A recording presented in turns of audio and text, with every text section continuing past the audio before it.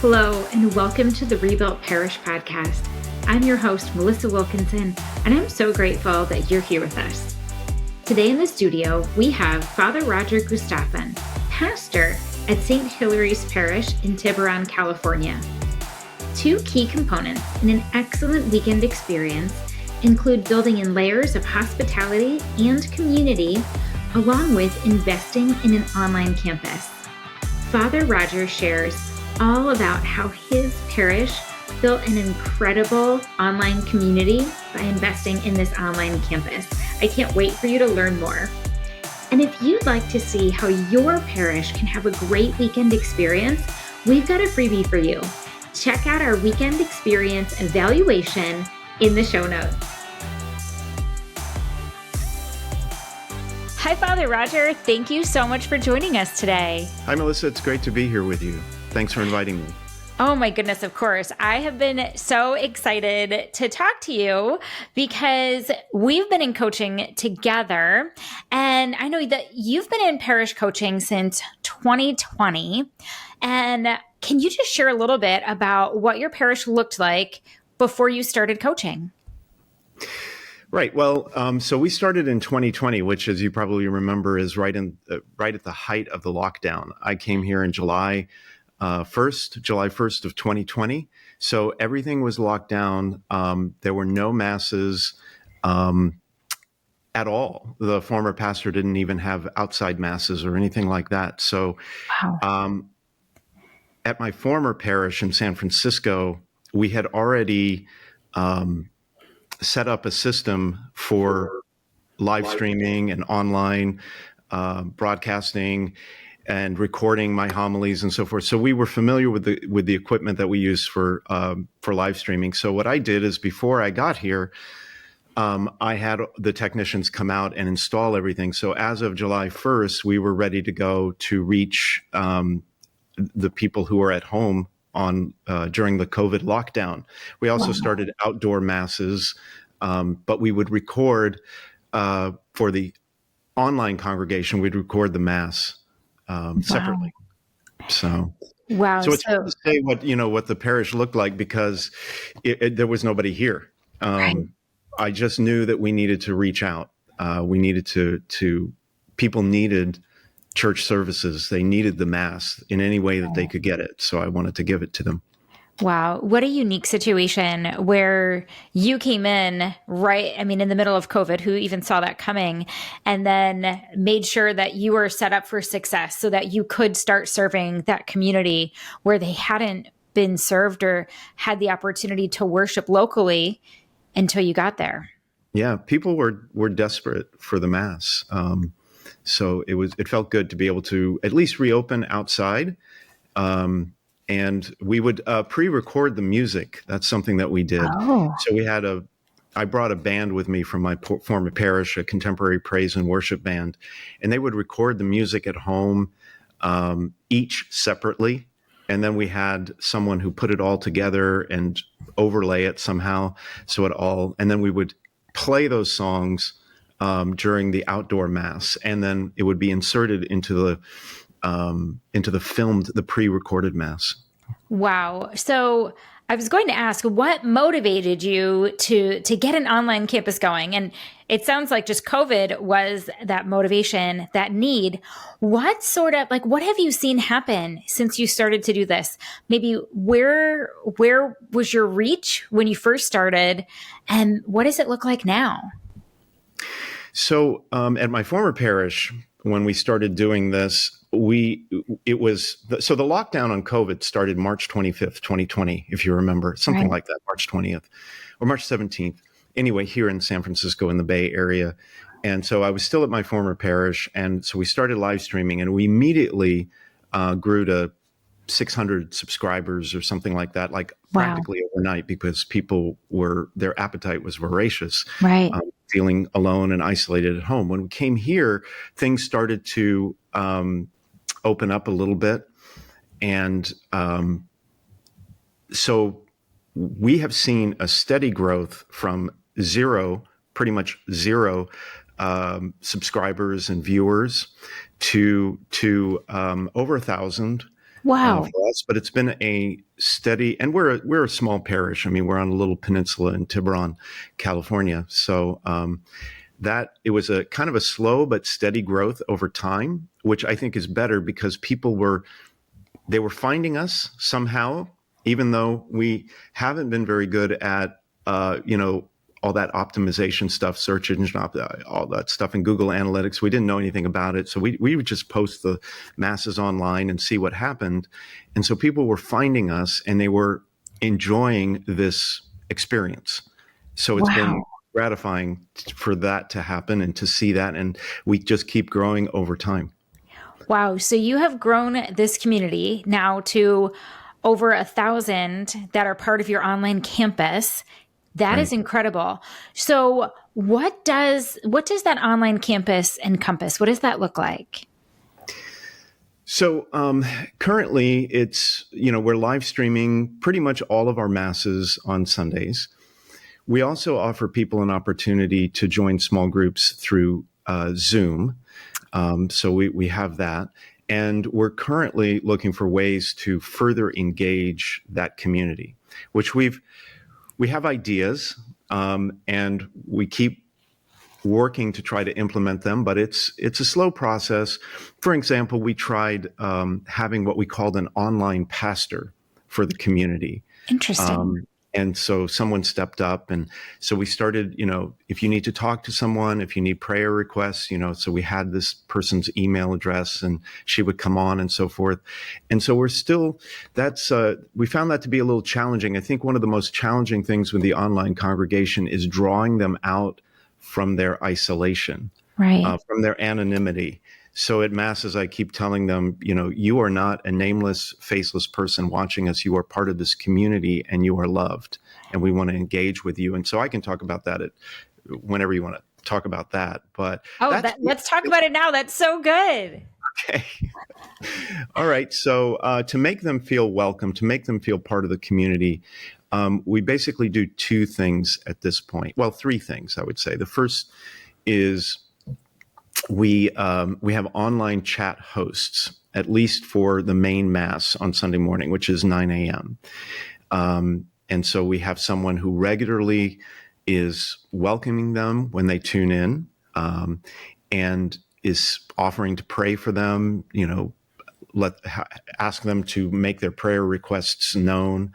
And then people will comment throughout the mass as they are, if they're sharing a powerful experience for them, usually during the homily, of course. No, just kidding.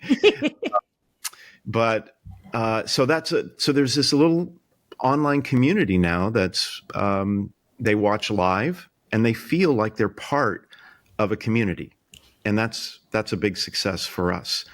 To be honest, most of our viewers are what we call on demand. They're watching not exactly live. And so we keep trying to encourage them to watch live. So that's one thing we do is we have online chat hosts. Recently, we have established online greeters. Oh, So before the mass begins, we have some people who greet them online. At this point, we're pre-recording it. We just don't have the bandwidth, the ability to do it live. sure. So we pre-recorded it. But the great thing is that we were able to find some professionals in our community. One of them is a professional sportscaster. Whoa. And the other is a reporter on camera at CNBC. So they're very adept at Sure. talking on camera, and they do a really nice job to welcome people in. So we try to tell them what's happening in the parish. We try to offer whatever opportunities we can for them to connect online. So like if we're talking about small groups, we will tell them, that we have Zoom small groups and so on. That's the second thing we do. And then the third thing we try to do is when I am at Mass celebrating, which is all the weekend masses, I welcome them. I tell them what I just told you about, that you are part of this community. We try to connect with them. We have we have what's that called? It's text messaging. We say text welcome to this number. We want to get connected with you if you're new. And so then when they do that, we reach out to them to say hi. And so those are basically, and to try to connect them more deeply in our parish. Oh my goodness. I have so many follow-up questions to that. Oh. That is incredible. So my first follow-up question is, which platform is hosting this? Where are you showing your online masses? So we, at first we were you asked me what got us started. And one of the things was COVID. Another thing that got us started was that we were very inspired by Nativity, Church of the Nativity, Baltimore. And we were very inspired by them and their online presence. Personally, I would watch them many Sundays, and it would lift me up as well.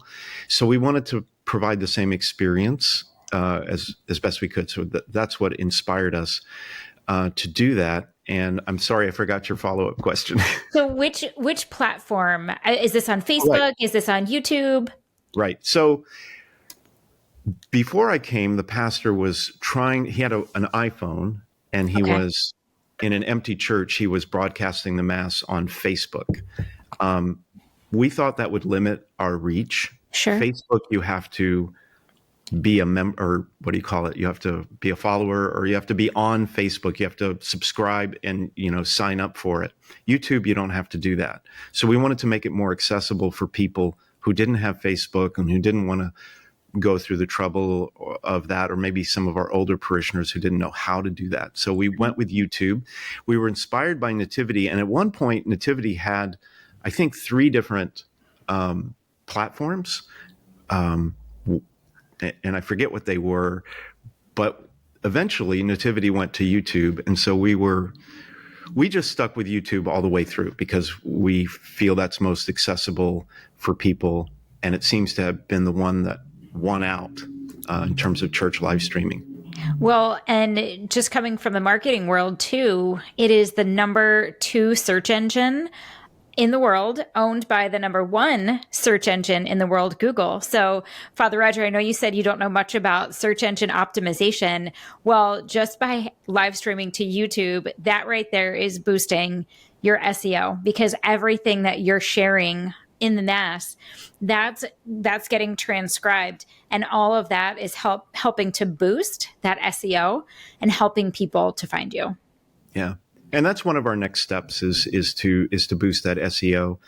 But we'll talk about that whenever you want to on next steps. Yeah, sounds good. Another thing that you said that just got me so excited, when in the weekend experience, we talk a lot about having just these various touch points to make people feel welcome.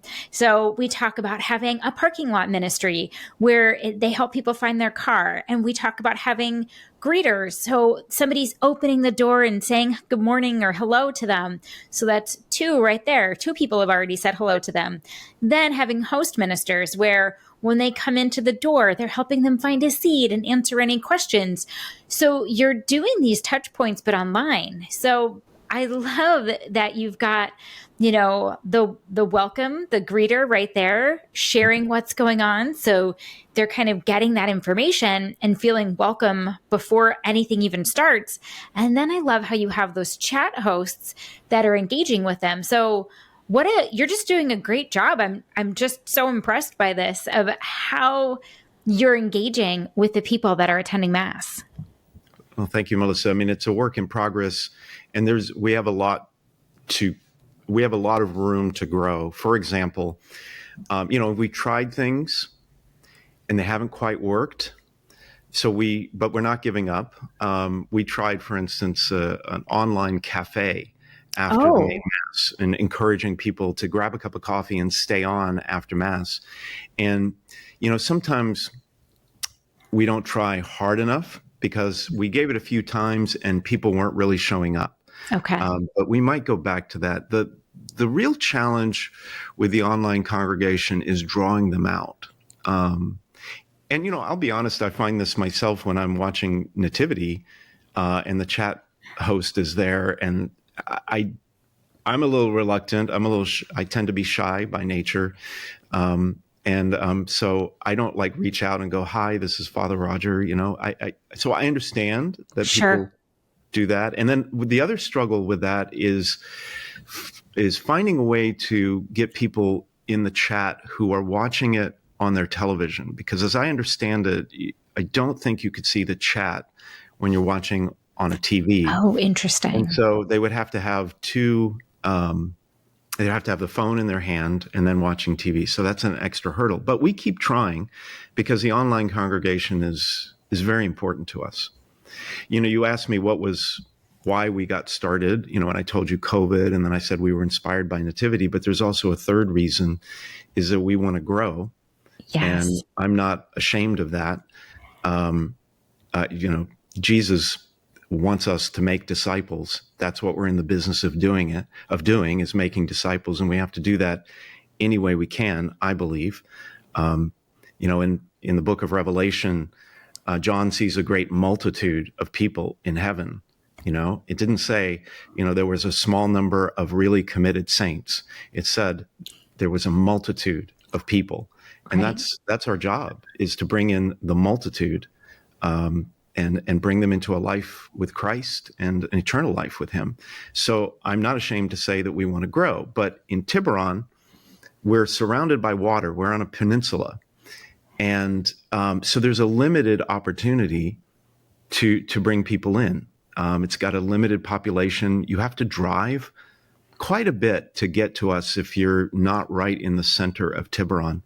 And so we felt that going beyond bricks and mortars, and we could reach the world through YouTube.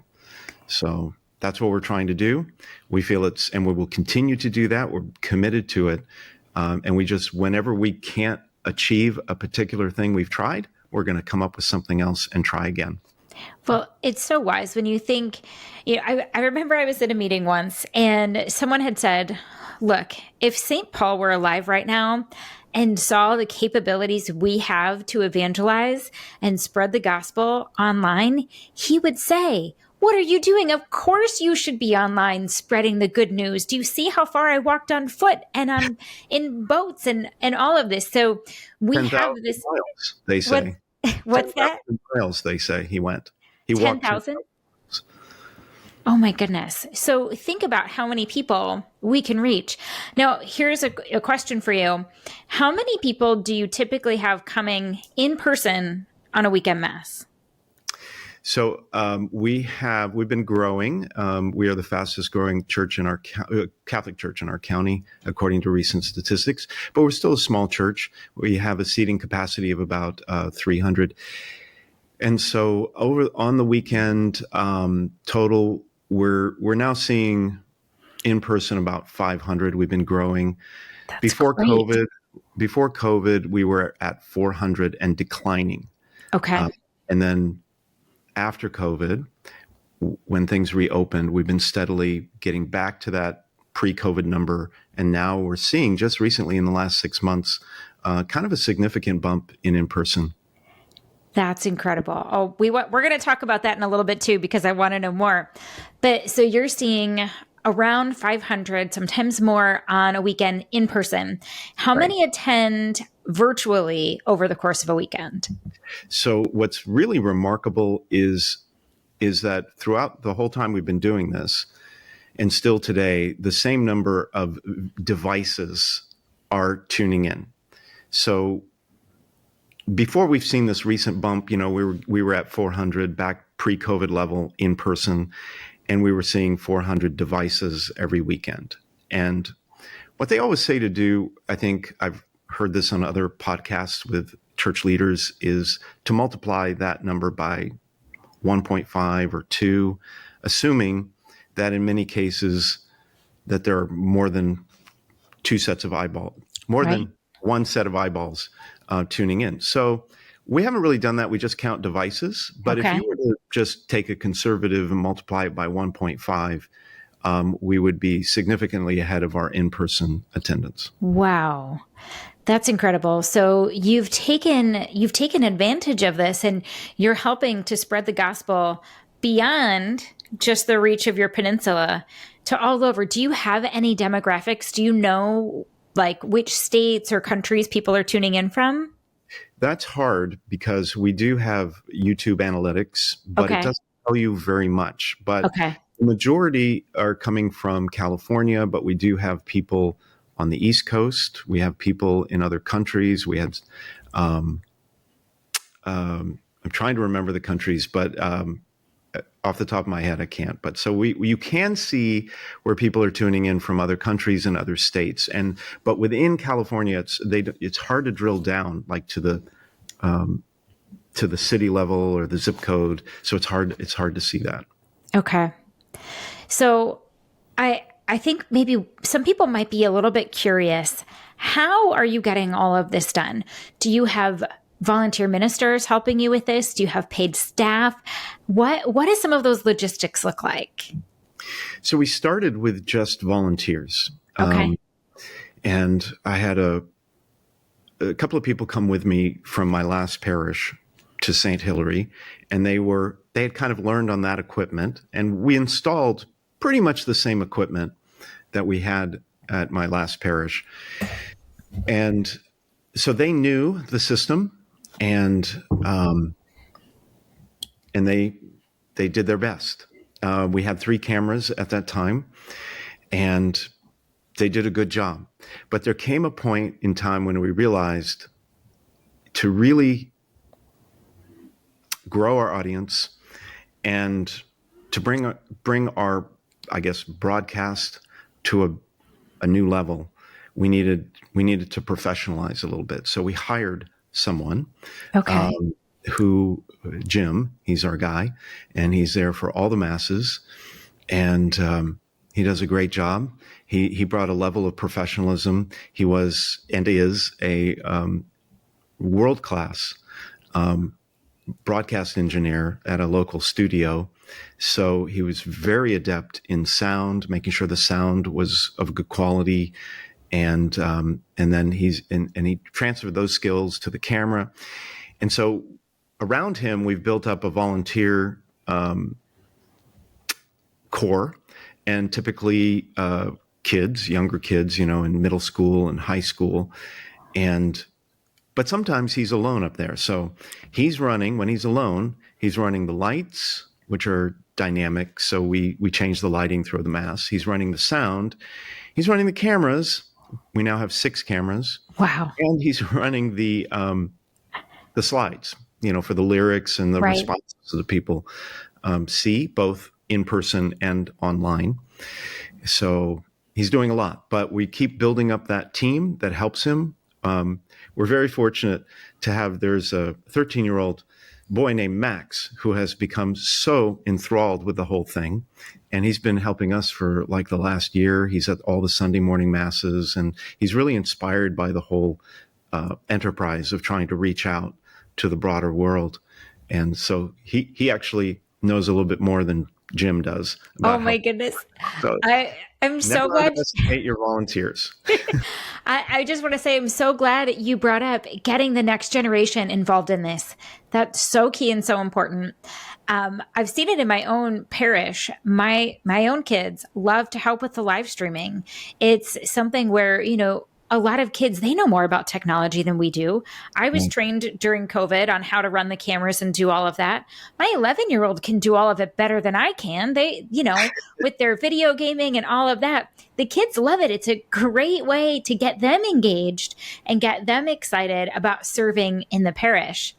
And I think it's so cool too, when you hire Jim, to hire somebody who can use their professional skills to help spread the word and to help serve in the parish and help other people serve too. And this is just a reminder that you don't know who's in your pews. People in your pews have these skills that can help support that ministry. And thank you for sharing that. It's such a critical piece. That's so good. Absolutely. Your volunteers are critical, and they're in your pews, and it's just a matter of, it's a big matter. It's hard to do sometimes, but it's a matter of inspiring them. Let them catch the vision. Yes. And they will step up. Well, I'd love to talk about small groups a little bit because you've brought that up a couple of times. And that's something where we talk about small groups saying that's where we make our big church small, where Right. people can be known. And I'd love to know, what is that experience like for those online parishioners? How do they get engaged and involved? And what fruits have you seen from that? So for Lent we've always had small groups here. We started with two. There were two when I came here, and then we built that up to 18. Whoa, To 18.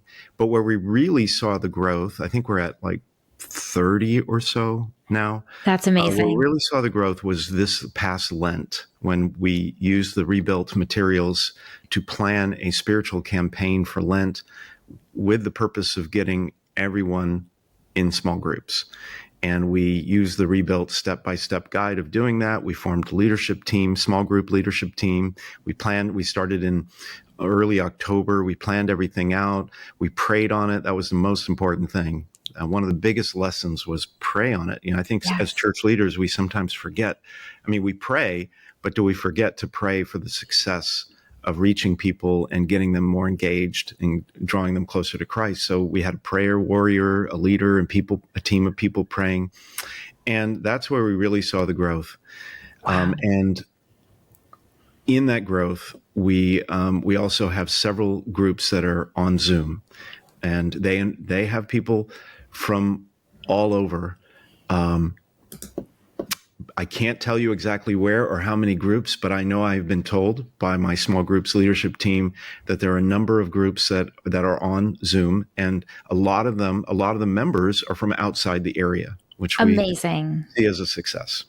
That that's huge. That's where you're bringing these people in and they're getting to be in groups with local parishioners too. I mean, what a great way to make them feel connected to the community. You're not just telling them this when you on the live stream, you're not just saying you're not just a number. You're really showing them that they're not anonymous, that here's a way for you to get involved in this faith community. And I love what you said, about them getting connected not only with other people online, but also people who are here on the ground, because a number of these groups are what we call hybrid Zoom groups. So there will be people who are meeting in person and people online will be joining them. And recently we reconfigured two of our spaces to have a system that is very easy, because I don't know if you've ever tried to do a hybrid group. You have to Yes. hook up your computer, you have to, input and get on and then log in and all of this stuff. And for, some of the small group hosts who are not as adept with technology, that is a big stumbling block to do Yep. that. So what we did is we reconfigured two of our spaces to have a system where all you do, it's a TV, and with a camera installed already, and you just turn it on and click Zoom and click the meeting that's already prearranged, and you're right there, and it's as if the people are in the room. Oh So my that was a great gosh. step. So you're ensuring that you've got the right technology in place, not just for a great online mass experience, but a great small group experience for that whole group, whether they're in person or virtual. You're taking all of the guesswork out of it. Well, we're trying. I mean, it's not perfect, but yes. And there's Yes. only two of those spaces.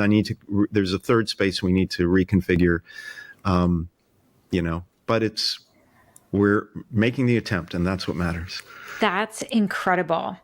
Well, I've got a question that, some people don't like to talk about this, but it's a reality that in a declining parish, a lot of times we are losing money and we're behind on things and it's a tricky situation. But in a growing parish, we often see our offertory grow as well.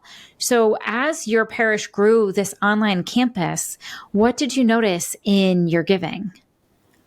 Well, our giving has substantially increased since 2020. This year, we're up like 9%, and we're seeing this growth.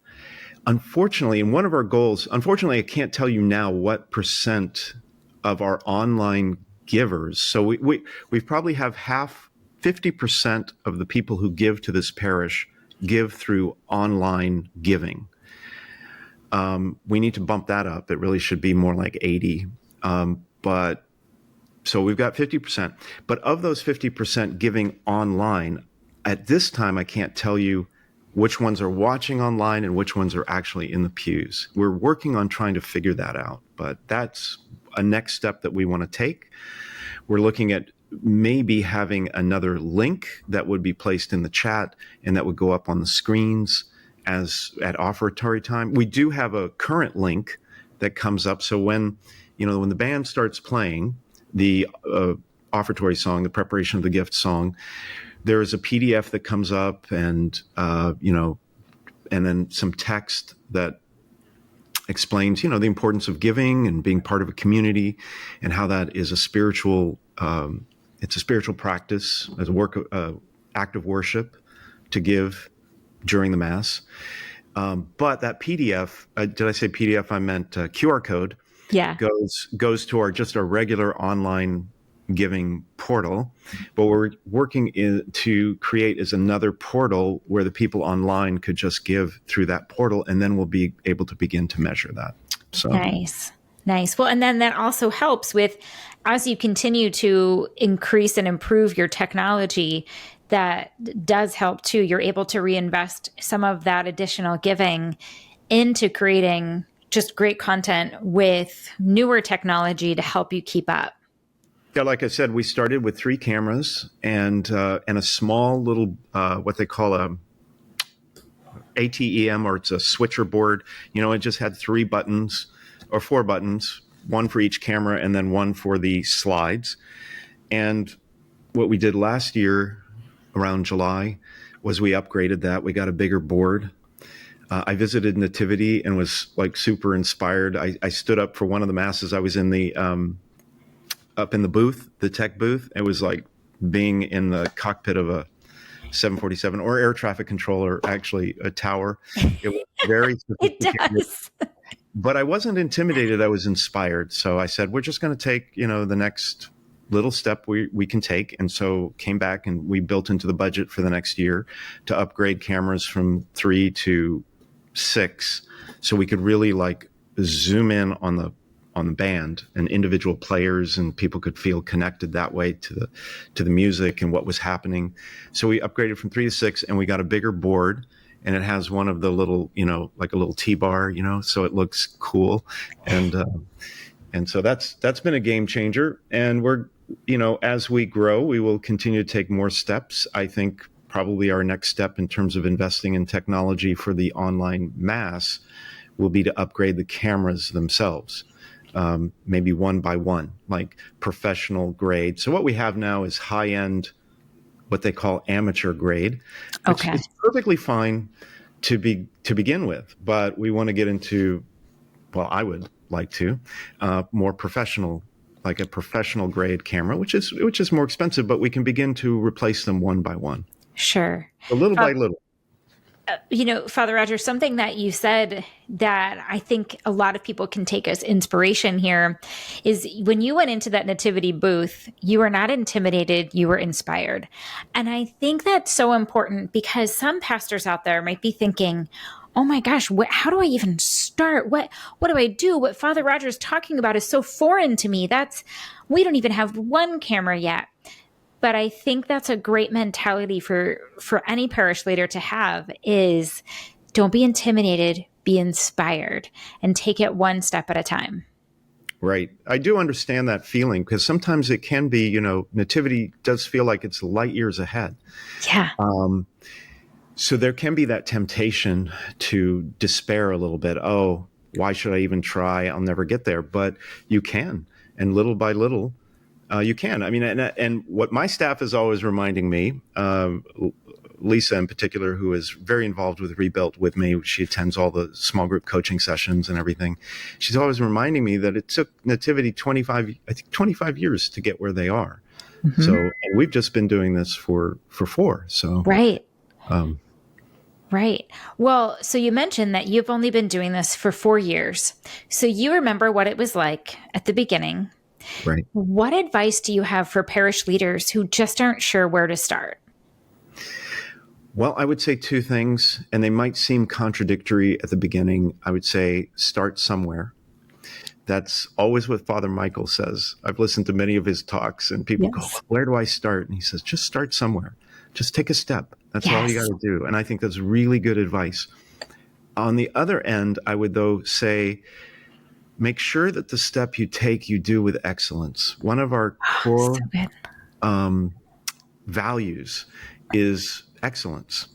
And we say, you know, a reasonable level of excellence, right? Nobody's perfect, right? It's Right. not perfect excellence, but it's a reasonable level of excellence in what we undertake. And I always say, we're not going to do something unless we can do it with that kind of reasonable level of excellence. So I would say start somewhere, but also don't scrimp.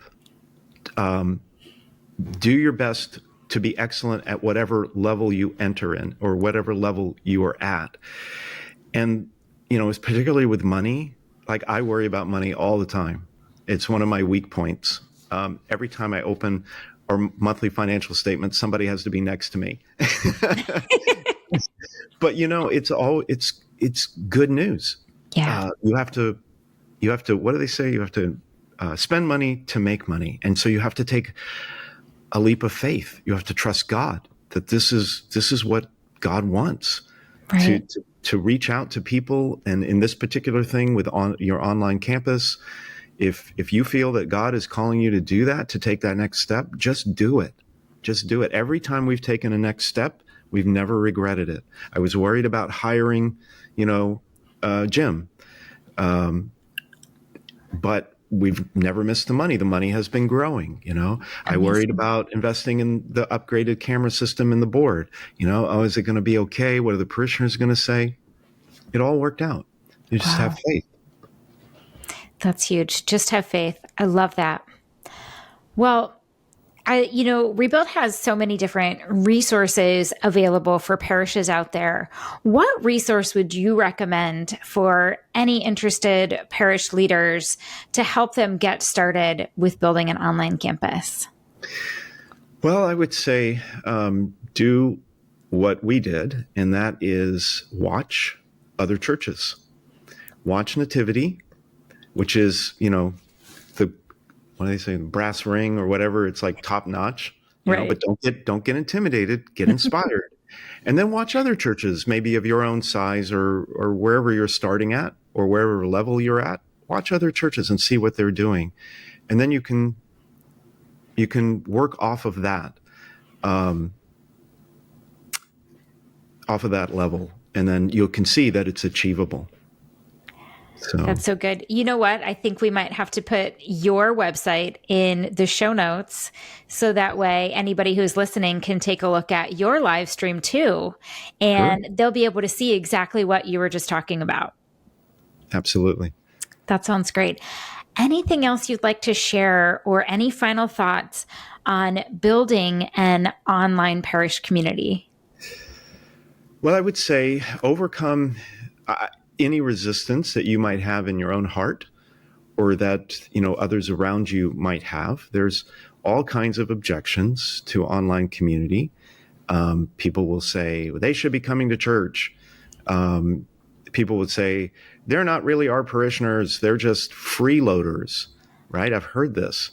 So be prepared for that, but don't let it stop you. As you said, Melissa, if St. Paul were alive today, he'd be using this gangbusters. He was so passionate about everything. So don't be deterred by your own sense of resistance or the resistance of others. Just do it. It's incredibly important. You are connecting with people that need connection. I've had people tell me, well, if you just turn off the live stream, they'll come to church. No, they won't. Correct. It's basic economics. They will substitute for a like product, which will be somebody else's live stream, which would be okay. But we think we have something to add out there. Yes. So do that. And so be inspired by it, commit to it. Realize that what's going to happen is you're bringing people into a funnel, right? So we see it as the new front door of the church. People will who are so first of all, there's a lot of people who are homebound who need it. Can't argue with that. And then others who could go to church but maybe aren't yet. They might be afraid of COVID. So you can't really argue with that. There's still people out there who are immunocompromised. Right. But also we see it as a new front door. If people are thinking about going back to church after a long time, and these are the people we're trying to reach, right? We call them Timonium Tim. No, we call him Tiburon Tom. You call him Tom. Timonium Tim. We call him Tiburon Tom and Tina. And that's who we're trying to reach. And so I've had many people show up at church going, we watched you for months. We watched St. Hilary. We love the community. And we finally decided to come back to church. It's been a long time. Oh, that's so good. Like a funnel, you're bringing people in. And so the work is so important. Believe in it.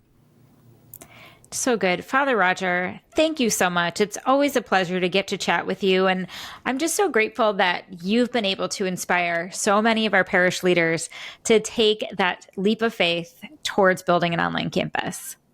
Thank you, Melissa. It was great being with you. And likewise, Rebuilt and Nativity are always inspiring us and moving us forward. So it's the best thing I ever did was sign up for that coaching thing.